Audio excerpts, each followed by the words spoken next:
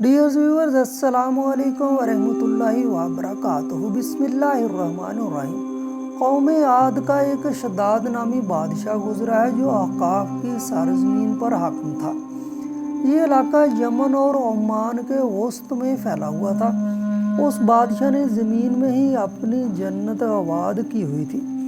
قوم عاد اپنے حقیقی رب کو بھول چکی تھی اور شداد بادشاہ کو اپنا رب مانتی تھی۔ اللہ تعالیٰ نے اس قوم کی بھلائی کے لیے حضرت ہود علیہ السلام کو بھیجا تاکہ اس قوم کو سیدھا راستہ بتایا جائے اور ان کی آخرت خراب نہ ہو۔ جب ہود علیہ السلام نے اس قوم کو اللہ تعالیٰ کا حکم دیا کہ خدا ایک ہے، صرف اسی کی عبادت کرو، تو اس قوم نے حضرت ہود علیہ السلام کی بات کو ماننے سے انکار کر دیا۔ پھر اللہ تعالیٰ نے اس قوم کی بدعمالیوں کی وجہ سے انہیں تباہ و برباد کر کے رکھ دیا تھا۔ قوم عاد کو اللہ تعالیٰ نے بے پناہ جسمانی طاقت کا حامل بنایا ہوا تھا۔ اس قوم کے ہر فرد کا قد تقریباً 12 گز کے قریب تھا۔ وہ بڑے بڑے پتھر کو آسانی سے اٹھا سکتے تھے۔ وہ چلتے چلتے ہی درخت کو ہاتھ کی مدد سے اکھاڑ لیا کرتے تھے۔ اسی وجہ سے قریب ترین علاقوں کے لوگ اس قوم سے خوف کھاتے تھے۔ ان کا پورے یمن پر قبضہ تھا۔ اس قوم کی بادشاہت شداد کے ہاتھ میں تھی۔ شدید اور شداد 2 بھائی تھے۔ جب شدید مر گیا تو شداد نے بادشاہت پر اپنا قبضہ جما لیا تھا۔ یہ بادشاہ اتنا طاقتور ثابت ہوا کہ یمن، عراق حتیٰ کہ ایران تک اس کی سلطنت پھیل گئی۔ یہ بادشاہ اس دور کا ساری دنیا سے طاقتور بادشاہ تھا، جس کا مقابلہ کرنا کسی دوسری قوم کے بادشاہ کے بس کی بات نہ تھی۔ اس کو اللہ تعالیٰ نے بے شمار دولت اور طاقت سے نوازا تھا۔ پوری دنیا کی سلطنت اس کے ایک اشارہ کرنے پر لبیک کہنے کو تیار ہو جاتی تھی۔ اس نے اپنی طاقت کے نشے میں ایک دن خدائی کا دعویٰ بھی کر دیا۔ حضرت ہود علیہ السلام نے شداد کو سمجھانے کی بڑی کوشش کی کہ خدا صرف ایک ہے جو اس دنیا و آخرت کا مالک ہے۔ شداد کے اندر غرور اور تکبر بے حد تھا۔ اس نے حضرت ہود علیہ السلام کی بات ماننے پر انکار کر دیا۔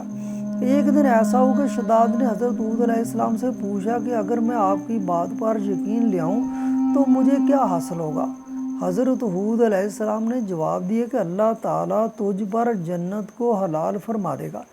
بادشاہ شداد نے مسکراتے ہوئے جواب دیا کہ دنیا میں کوئی بھی انسان کسی دوسرے کی اطاعت اور مدد اس لیے کرتا ہے کہ لوگ اس کی عزت کریں، اس کا رعب سب پر حاوی ہو جائے، اس کو عزت حاصل ہو۔ مجھے کس چیز کی کمی ہے جو میں آپ علیہ السلام کی بات کو مان کر کسی کی عبادت کرنا شروع کر دوں؟ باقی رہی جنت حاصل کرنے کی بات، وہ تو میں جب چاہوں اپنی جنت بنا سکتا ہوں۔ مجھے کسی اور کی بنائی ہوئی جنت میں جانے کی کوئی ضرورت نہیں ہے۔ حضرت ہود علیہ السلام نے شداد کو شرک اور کفر کرنے سے روکنے کی بڑی کوشش کی، پر اس نے اپنی طاقت کا فائدہ اٹھاتے ہوئے اپنی سلطنت کے تمام نامی گرامی ممالوں کو بلایا اور ان کو حکم دیا کہ احقاف میں ارم کے مقام ایک جنت کو تیار کرو، اس کو کم از کم 20 کوس تک پھیلا دو، اور ساری دنیا کے بادشاہوں کو حکم دیا کہ سونے چاندی کی کانوں سے سونے اور چاندی کی اینٹوں کو ارم کے مقام پر پہنچا دو۔ دنیا کے سب حکمرانوں نے اس بادشاہ کے حکم کی تعمیل کرتے ہوئے سونے اور چاندی کی اینٹوں کو ارم کے مقام پر پہنچا دیا۔ اس لیے شداد کی جنت کو ارم بھی کہا جاتا ہے۔ شداد نے حکم دیا کہ میری جنت کی بنیادوں کو اتنا کھودنا کہ نیچے سے پانی نکل آئے۔ اس کی بنیادوں کو سنگ سلیمانی سے پر کیا گیا تھا۔ جب بنیادیں بھر کر زمین تک آ گئیں تو سونے چاندی کی اینٹوں سے دیواریں بنا دی گئیں۔ اس کی دیواروں کو بہت ہی بلند رکھا گیا تھا۔ ان دیواروں کی لمبائی تقریباً 100 گز تھی۔ جب سورج کی کرنیں شداد کی جنت پر پڑتی تو سونے چاندی کی دیواروں کی چمک انتہا سے زیادہ خوبصورت لگتی تھی۔ پھر اس شہر کے چاروں طرف تعمیر کیے گئے۔ اس کے بعد چاروں طرف کے اندر 1000 محل بنائے گئے۔ ہر محل 1000 ستونوں پر مشتمل تھا اور ہر ستون کو جواہرات سے بنایا گیا تھا۔ اس کے اندر ایک چشمہ بنایا گیا تھا جس سے بے شمار نہریں نکلتی تھیں۔ ہر محل میں حوض اور فوارے تیار کیے تھے۔ نہروں کی دیواروں اور فرش کو یاقوت، زمرد، مرجان اور نیلم جیسے پتھروں سے بنایا گیا تھا۔ نہر کے کناروں پر خوبصورت درخت بنائے گئے تھے جن کی جڑیں اور شاخیں سونے کی اور پتے زمرد کے بنائے گئے تھے۔ ان پر موتی اور یاقوت کے پھل سجائے گئے تھے۔ اس شہر کی دکانوں اور دیواروں کو مشک و زعفران اور امر و گلاب سے تیار کیا گیا تھا۔ یاقوت اور جواہرات کے تیار کردہ پیارے پیارے چرند پرند چاندی کی دیواروں پر اپنی اپنی باری کے مطابق ڈیوٹی دیتے تھے۔ جب شداد کی جنت تیار ہو گئی تو سارے شہر میں ریشم اور زرودنی کے قالینوں کو بچھایا گیا۔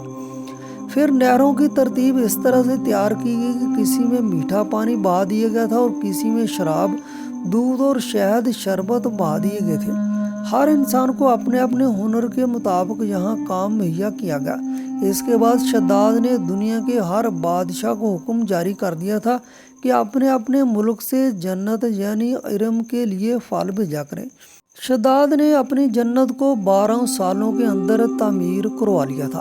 جب جنت ارم تیار ہو گئی تو شداد کو پیغام بھیجے گا کہ ارم یعنی آپ کی جنت آپ کے استقبال کے لیے بے چین ہے۔ شداد یہ خبر سن کر اپنے علماء کو ہمراہ لے کر حضرت ہود علیہ السلام اور حضرت ہود علیہ السلام کے دوستوں کا مذاق اڑاتا ہوا جنت میں پہنچ گیا۔ وہ جنت کے دروازے پر پہنچ کر بولا کہ حضرت ہود علیہ السلام مجھے جنت کے بارے کہتے تھے کہ میرا رب تجھ کو جنت کا حقدار بنا دے گا۔ دیکھو میں ہی خدا ہوں، یہ دیکھو میری جنت، میری دولت اور طاقت۔ اس جنت میں صرف ان لوگوں کو ہی داخل ہونے دوں گا جو مجھے خدا مانیں گے۔ ارم میں رہنے والے لوگوں نے جب سنا کہ شداد جنت کے دروازے پر کھڑا ہے تو وہ سونے چاندی کے جواہرات لے کر شداد کے استقبال کے لیے کھڑے ہو گئے۔ انہوں نے اپنے خدا شداد کا استقبال بڑی دھوم دھام سے کیا۔ روایت میں ہے کہ شداد کے گھوڑے نے اپنے پاؤں ارم میں رکھا ہی تھا کہ شداد کو ایک شخص وہاں کھڑا نظر آیا۔ شداد نے دریافت کیا کہ تو کون ہے؟ اس شخص نے جواب دیا کہ میں ملک الموت ہوں۔ شداد نے اس فرشتے سے پوچھا تم یہاں کیا لینے آئے ہو؟ فرشتے نے جواب دیتے ہوئے کہا میں اللہ تعالیٰ کے حکم کے مطابق تیری جان لینے آیا ہوں۔ شداد نے فرشتے سے درخواست کی کہ مجھے میری جنت کو دیکھ لینے دو۔ فرشتے نے جواب دیا کہ مجھے اجازت نہیں ہے۔ یہ الفاظ کہہ کر ملک الموت نے شداد کی روح قبض کر لی۔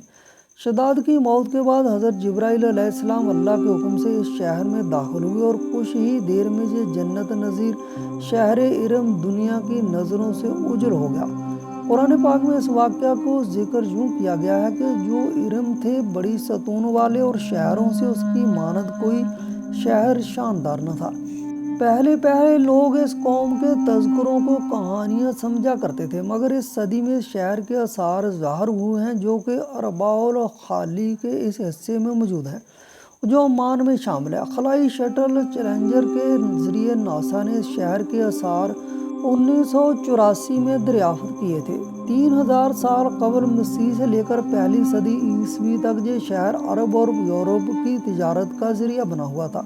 یہ اپنے زمانے کا تجارتی مرکز تھا۔ ایک روایت میں اس طرح سے بیان کیا گیا کہ اس شہر کو اللہ تعالیٰ نے طوفان کے ذریعے برباد کیا تھا۔